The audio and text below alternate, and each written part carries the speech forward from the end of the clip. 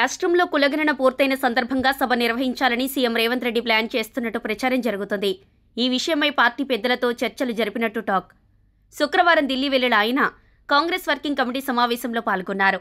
ఈ సమావేశంలో కేంద్ర ప్రభుత్వం దేశవ్యాప్తంగా జనగణనతో పాటుగా కులగణన చేయాలని నిర్ణయించారు. ఈ నేపథ్యంలో తెలంగాణలో కులగణన చేపట్టిన విధానాన్ని, ప్రక్రియను సమావేశంలో రేవంత్ వివరించినట్టు సమాచారం. కులగణనను విజయవంతంగా పూర్తి చేసిన తెలంగాణను ఇప్పటికే రాహుల్ గాంధీ అభినందించారు. ఇదిలా ఉండగా శనివారం పార్టీ పెద్దలను సీఎం రేవంత్ రెడ్డి కలిశారు. కులగణన పూర్తయిన సందర్భంగా భారీ బహిరంగ సభ ఏర్పాటు చేసి రాహుల్ గాంధీని, సీఎం రేవంత్ రెడ్డిని అభినందించాలని బీసీ సంఘాలు నిర్ణయించాయి.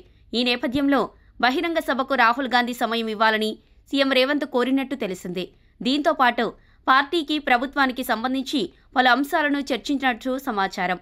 రాష్ట్రంలోని రాజకీయ పరిస్థితులపై చర్చించినట్లుగా టాక్. ఢిల్లీలో వివిధ అనుమతులకు సంబంధించి ఢిల్లీ రెసిడెంట్ కమిషనర్తో సీఎం రేవంత్ రెడ్డి మాట్లాడినట్లుగా తెలిసింది.